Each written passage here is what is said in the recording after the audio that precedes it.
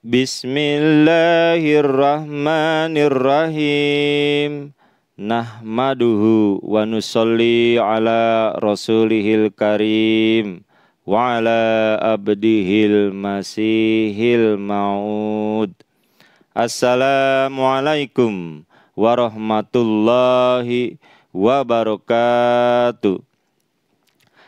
Ashhadu an la ilaha illallah wahdahu la syarikalah wa ashhadu anna Muhammadan abduhu wa rasuluh.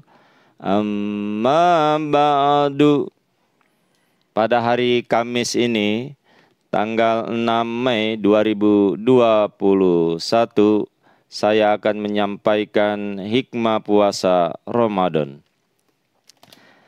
Para pembaca dan pendengar Pelita Ilahi, Ramadan adalah bulan mubarak di mana diwajibkan berpuasa kepada orang-orang Islam. Sebagaimana Nabi Muhammad Rasulullah Sallallahu Alaihi Wasallam telah bersabda di dalam hadis riwayat Ahmad yang artinya, telah datang kepada kalian Ramadan, bulan mubarak atau bulan yang diberkahi. Allah mewajibkan atas kalian berpuasa padanya. Pintu-pintu surga dibuka padanya. Pintu-pintu neraka jahanam ditutup. Setan-setan dibelenggu. Di dalamnya terdapat sebuah malam yang lebih baik dibandingkan 1000 bulan.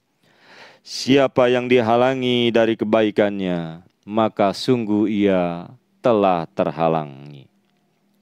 Banyak sekali manfaat dan hikmah di balik puasa. Dalam hal ini, Hadrat Khalifatul Masih kedua radhiyallahu anhu telah memaparkan dengan indah dan menakjubkan dari apa yang telah diterangkan oleh Al-Quran, yakni 1. Mengingat Allah. Di dalam Quran surah Al-Baqarah surah 2 ayat 186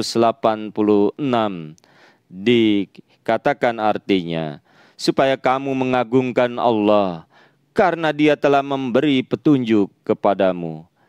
Litukabbirullaha ala ma hadakum.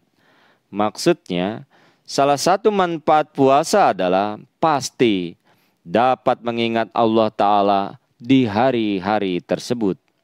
Karena kita tidak akan disibukkan dengan makan dan minum sepanjang hari. Atau kita tidak akan terganggu oleh pekerjaan yang terus-menerus. Yang kedua, bersyukur.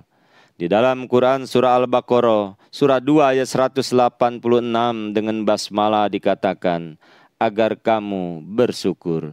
La'allakum tashkurun. Manfaat kedua adalah dengan merasakan sakitnya lapar dengan cara berpuasa, maka rasa syukur yang kuat akan dihasilkan di dalam kalbu. Manusia secara alami tidak menghargai berkah selama mereka memilikinya. Sebuah nilai akan terasa saat diambil dari dirinya. Banyak orang yang memiliki mata tidak pernah berpikir bahwa mata adalah berkah yang besar. Tetapi ketika seseorang menjadi buta, mereka baru memahami nilai sebenarnya dari mata, bahwa itu adalah suatu berkah besar dari Allah Ta'ala yang Maha Kuasa. Dengan cara yang sama, ketika seseorang tetap menahan lapar selama berpuasa dan merasakan rasa lapar, mereka menyadari betapa Tuhan telah memberi mereka kenyamanan dan bahwa mereka harus menghabiskan hidup nyaman mereka, yakni dengan melakukan perbuatan baik dan bermanfaat, serta tidak sia-sia, bahkan dari praktek yang tidak berguna. Sebagaimana banyak dijelaskan oleh Al-Quran Di antaranya di dalam surah Al-Baqarah, surah 2 ayat 184 dengan basmalah, yang artinya agar kamu menjadi orang-orang yang bertakwa. La'allakum tattaqun. Di sini kata tattaqun telah digunakan dalam Al-Quran untuk memberikan 3 arti. Pertama, dalam arti menghindari kesedihan atau kesusahan. Kedua, dalam arti menyelamatkan diri dari dosa. Dan yang ketiga, dalam arti mencapai tingkat rohani yang lebih tinggi. Karenanya, melalui kata ini, Allah Ta'ala telah menjelaskan 3 hikmah puasa tadi. Ketiga, semangat membantu orang miskin. Kebijaksanaan pertama adalah bahwa seseorang diselamatkan dari penderitaan melalui puasa. Tampaknya mengherankan bahwa puasa menyelamatkan seseorang dari penderitaan, karena seseorang mengalami lebih banyak rasa sakit dengan berpuasa.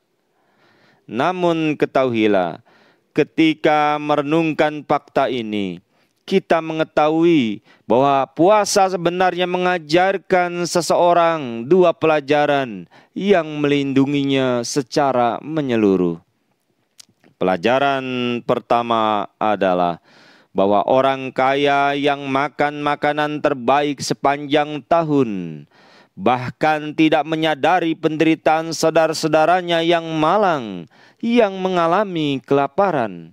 Mereka tidak pernah merasakan penderitaan kelaparan, dan mereka tidak dapat memperkirakan seberapa parah kelaparan. Namun, di bawah perintah Islam, orang-orang yang sangat kaya sekalipun harus berpuasa. Dan kemudian mereka merasakan perih kelaparan dan secara akurat menilai kondisi saudara-saudara mereka yang malang, dan mulai simpati mereka muncul di kalbunya. Ini menghasilkan kemajuan dan perlindungan bangsa, dan keselamatan bangsa yang sebenarnya adalah kesejahteraan setiap individu. Keempat, praktek menanggung kesulitan. Islam tidak ingin orang menjadi malas, menjadi ceroboh, dan tidak memiliki kebiasaan menanggung kesulitan. Tetapi Islam ingin mereka mampu menanggung segala macam kesulitan pada saat dibutuhkan. Setiap tahun, puasa menghasilkan kekuatan ini pada umat Islam, dan mereka yang mematuhi perintah ini tidak akan pernah binasa dengan memanjakan diri dalam kemewahan dan kelambanan. Kelima, perlindungan dari dosa. Hal kedua, bahwa puasa menyelamatkan manusia dari dosa, ditegakkan dari fakta bahwa dosa pada kenyataannya adalah kecenderungan terhadap kesenangan materi duniawi. Dan secara alamiah diamati bahwa ketika seseorang mengembangkan suatu kebiasaan, mereka tidak dapat melepaskannya. Namun, ketika mereka menemukan kekuatan untuk meninggalkannya atas kemauan mereka sendiri, maka keinginan itu tidak membanjiri mereka. Ketika seseorang demi Tuhan dia melepaskan semua kesenangan yang terkadang menuntun mereka pada dosa, dan membiasakan diri mengendalikan batinnya selama sebulan penuh, maka hasil yang tak terhindarkan dari praktek ini adalah mereka dapat dengan mudah mengatasi kejahatan-kejahatan itu yang akan memimpin mereka dan menjerumuskan pada dosa. Keenam, kekuatan memohon doa dan dampaknya.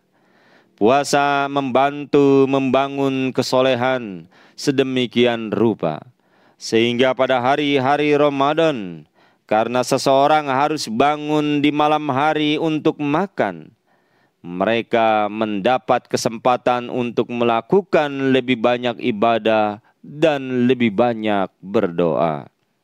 Kedua, ketika seseorang menyerahkan kenyamanannya kepada Tuhan yang Maha Esa, maka Allah Ta'ala juga menarik mereka kepadanya, bahkan menguatkan jiwa mereka. Hikmah puasa Ramadan ini dikutip dari Al-Fajr edisi tanggal 8 Juli 1949. Mudah-mudahan hikmah puasa Ramadan ini bermanfaat untuk kita semua dan amal ibadah puasa kita sebulan penuh ini dijabah oleh Ilahi. Semoga hikmah puasa Ramadan akan juga senantiasa membekas dalam kalbu dan kehidupan kita. Allahumma amin. Wassalamu ala manittaba'al huda wa akhiru da'wana alhamdulillahi rabbil alamin. Assalamualaikum warahmatullahi wabarakatuh.